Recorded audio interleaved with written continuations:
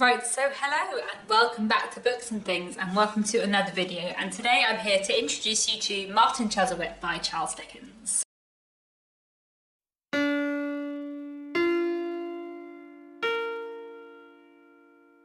So Martin Chuzzlewit is the next book in the mega Dickens Readalong, and we're going to be reading it throughout the months of June and July. If you don't know about the mega Dickens Readalong, it is a long 2-year read-along where we are reading through all of the novels of Charles Dickens in publication order. Martin Chuzzlewit is Charles Dickens' 6th book, and we're going to be reading it in June and July, and I'm very excited to reread this one. I will link down below more information about the mega Dickens Readalong, including the Discord server where we're having lots of Dickens chats.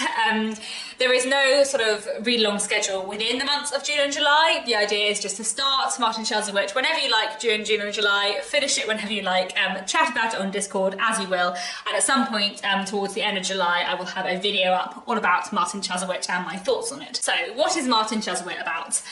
Martin Chuzzlewit is about a big messy family. There are in fact 2 characters within the book called Martin Chuzzlewit. There is Martin Chuzzlewit Sr., the grandfather, and Martin Chuzzlewit Jr., the grandson. And at the beginning of the book there is a big family reunion of the Chuzzlewits, but it's not a very nice friendly family reunion because basically everyone has come together to try and find out who old Mr. Chuzzlewit is going to give his money to when he dies. We are following a lot of characters within the Chuzzlewit family, and our sort of main character is, I guess, Martin Chuzzlewit, the younger, who is the grandson of old Martin Chuzzlewit.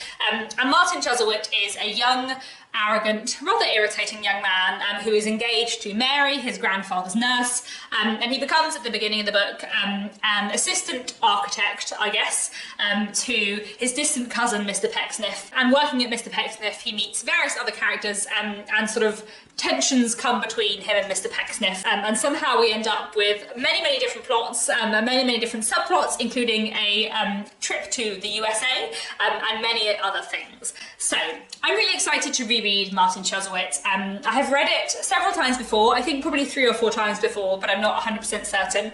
I read it when I was a teenager, and then I studied it at university as part of my dissertation, so I probably read it several times then. And I have like a special place in my heart, I would say, for the 7 Dickens books that I wrote my dissertation on at university, and I found Martin Chuzzlewit a really interesting book to study. But I don't think I've read it since university.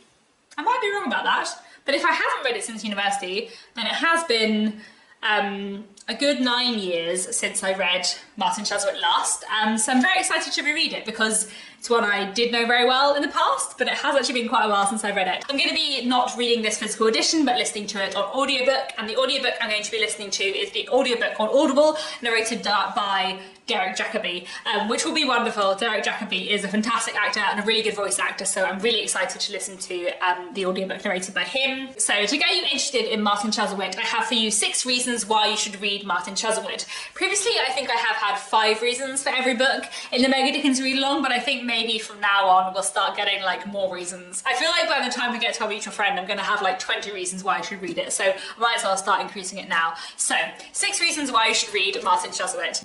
The first reason why you should read Martin Chuzzlewit is for the big messy family. I find it really interesting to look at the Chuzzlewit family. There are a lot of people within it, and a lot of like messy, complicated tensions within it, and I feel like the sort of look at this big, complicated, messy, toxic family is really interesting, and something well worth reading Martin Chuzzlewit for. Another thing that I really love about Martin Chuzzlewit is its many plots and subplots. It is very much a big ensemble novel with a lot of complicated interweaving plots and many silly coincidences and that kind of thing, and I really like it for that. I really like Dickens's books that have like big complicated plots, and I feel like Martin Chuzzlewit is like one of the first that has like the interweaving plot structure that I really love. Some of his earlier books do have it a little bit, but for example a book like Barnaby, Rudge, although like Martin Chuzzlewit it is an ensemble piece, the plot in the second half is sort of like more focused around a series of events that are connected, I suppose, whereas Martin Chuzzlewit is much more like various plots overlapping and interweaving in the way that a lot of his later books are, which is something that I really like. The third thing to read Martin Chuzzlewit for is the trip to America. So it's really interesting that in Martin Chuzzlewit a few of the characters travel to the US, and there is a pretty decent section of the book which is set in the US, and it's really interesting to see this sort of like 19th century British perspective on 19th century America. The characters kind of go to the US and like go west in order to like make their fortune, but things don't like quite work out as they plan. So that's kind of like quite a historically interesting thing to look at, both in terms of like their actions, but also like Dickens' portrayal of the US from like his British perspective in the 19th century is really interesting. It's been a long time since I've read it and I don't remember like all the specifics, but I remember finding that section of the book really, really interesting. The fourth reason to read Martin Chuzzlewit is all its amazing characters. There are a lot of fantastic characters in Martin Chuzzlewit, quite a lot of like very despicable, horrible ones, but also some really lovely ones too. As a book, it has a lot of like very exaggerated Dickensian characters who are quite extreme, but they're also very entertaining and very interesting. People like Mrs. Gamp and Mr. Pecksniff are so eccentric, but also they just really, really work. And I really love Martin Chuzzlewit for all its fantastic characters. The fifth thing that I really like about Martin Chuzzlewit is that I feel like the kind of look at gender in it and gender power dynamics is really, really interesting. Martin Chuzzlewit is his sixth novel, and I really feel like it's the point in Dickens' career where he becomes interested in women as people.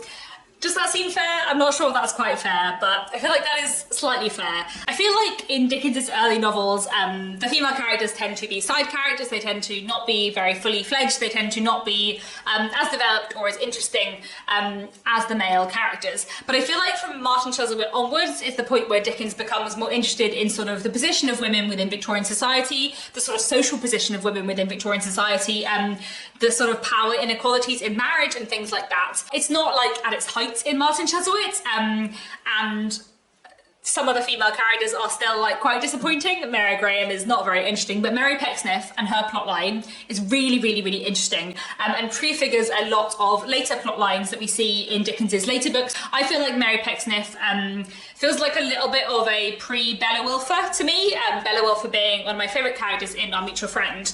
And I feel like Mary Pecksniff and her plotline is just really, really interesting. And the way that Dickens looks at the position of women and sort of power dynamics between men and women within the Victorian period is really interesting in Martin Chuzzlewit. This is one of the reasons why I wrote about this book on my dissertation, and I talked about how it's kind of like the beginning, I suppose, of Dickens's kind of sort of more complicated look at gender. And that's one of the things that I really like about Martin Chuzzlewit, and I'm really excited to reread it to kind of look at those things. The sixth reason why you should read Martin Chuzzlewit is for the character of Tom Pinch, who is a delight in every way, and a really fascinating character, and actually also really fascinating in terms of gender. So maybe reasons 5 and 6 why you should read Martin Chuzzlewit are kind of the same reason, but anyway. Tom Pinch is a character who is the clerk of Mr. Pecksniff, and he is a really, really interesting character. He is my favourite character in Martin Chuzzlewit, and I think he is wonderful and really, really interesting. And he is one of Dickens's rare male angels. So Dickens has quite a lot of figures in his books who are sort of like inhumanly good, and these are usually women. There are only 2, maybe 3 actually, men I can think of who sort of fit into the angel role for Dickens, where they are sort of like inhumanly good, really, really moral pinnacles of morality who are kind of like able to exert a moral influence on those around them. And this kind of like moral angel figure is something you see in quite a few of Dickens's books, but they're usually women. And so it's really interesting that Tom Pinch is sort of a male angel within Dickens's books. And it's also interesting because the female angels are often the heroines, but Tom Pinch is not the hero. Martin Chuzzlewit is the hero, and Martin Chuzzlewit is not an angel. But Tom Pinch, although he is a much better man than Martin Chuzzlewit, isn't allowed the sort of like heroic romantic plotline that Martin Chuzzlewit gets. He's just allowed to be like a moral centre.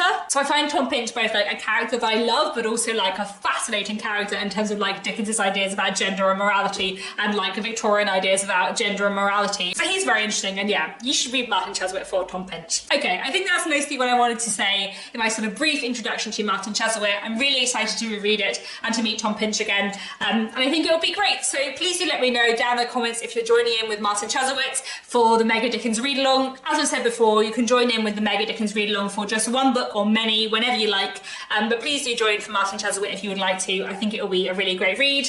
And that's all for now. Thanks so much for watching, and I'll be back very soon with another bookish video.